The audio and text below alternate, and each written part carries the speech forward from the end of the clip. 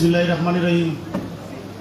এই মুহূর্তে বক্তব্য নিয়ে আসছেন বাংলাদেশ জাতীয়তাবাদী স্বেচ্ছাসেবক দল সুনামগঞ্জ জেলা শাখার ভারপ্রাপ্ত সভাপতি ইকবাল হোসেন।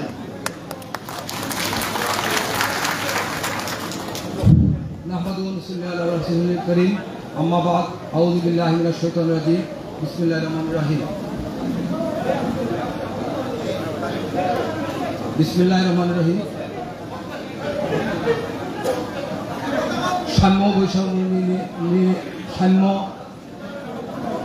সাম্য মানবিক সমাজ নির্মাণের যৌথ কর্মী সভার সম্মানিত সভাপতি, মঞ্চে উপবিষ্ট আজকের প্রধান আকর্ষণ বাংলাদেশ জাতীয়তাবাদী ছাত্র দলের সাবেক সোনালী ফসল, বর্তমান কেন্দ্রীয় স্বেচ্ছাসেবক দলের সংগ্রামী সভাপতি জনাব রাজীব ভাই, মঞ্চে উপবিষ্ট বাংলাদেশ জাতীয়তাবাদী যুব দলের সাংগঠনিক সম্পাদক কামরুজ্জামান দিয়েল ভাই, মঞ্চে উপবিষ্ট বাংলাদেশ জাতীয়তাবাদী ছাত্র দলের সংগ্রামী সভাপতি জনাব রাকিবুল ইসলাম রাকিব,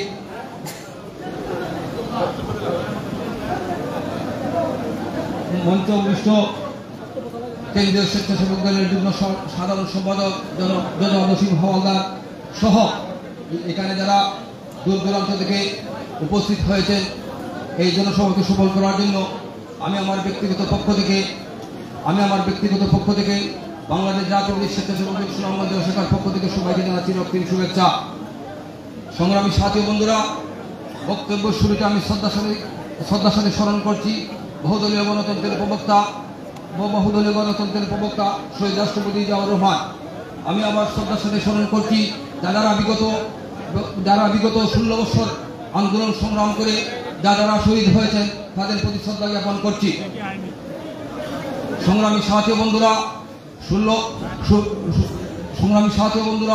16 কোটি মানুষের ভালোবাসার আস্থার প্রতি দেশনেত্রী বেগম খালেদা জিয়ার সুস্থতা কামনা করছি। সংগ্রামী সাথী বন্ধুরা, আপনারা জানেন বিগত 16 বছর আমরা অনেক নির্যাতন, জেল, জুলুম, হুলিয়া অনেক কিছুই সহ্য করেছি। আজকে আমাদের একটা সুসময় এসেছে। আমরা যদি মনে করি আজকে আমাদের সুসময় এসেছে, আমরা স্বাধীন বাংলাদেশে বসবাস করতেছি, এটা আমাদের জন্য ভুল হবে। আমাদের বিরুদ্ধে অনেক ষড়যন্ত্র হচ্ছে, সেই ষড়যন্ত্র মোকাবিলা করার জন্য বাংলাদেশ জাতীয়তাবাদী স্বেচ্ছাসেবক দল সবসময় বদ্ধপরিকর। সংগ্রামী সাথী বন্ধুরা, আমি আমার বক্তব্যকে বেশ দীর্ঘায়িত করতে চাই না, এই বলে আমার বক্তব্যকে শেষ করতে চাই।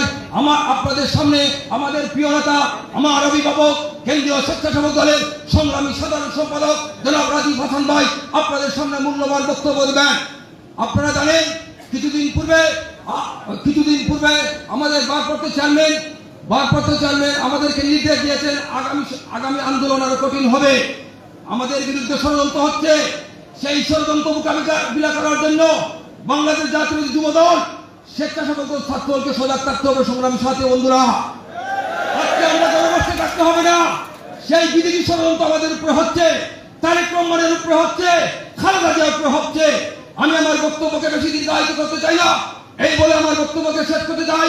বাংলাদেশ জিন্দাবাদ, বাংলাদেশ জাতীয়তাবাদী ছাত্র দল জিন্দাবাদ, বাংলাদেশ জাতীয়তাবাদী স্বেচ্ছাসেবক দল জিন্দাবাদ, শহীদ জিয়া অমর হোক, দেশনেত্রী বেগম খালেদা জিয়া জিন্দাবাদ। দেখা হবে রাজপথে, কথা হবে স্লোগানে।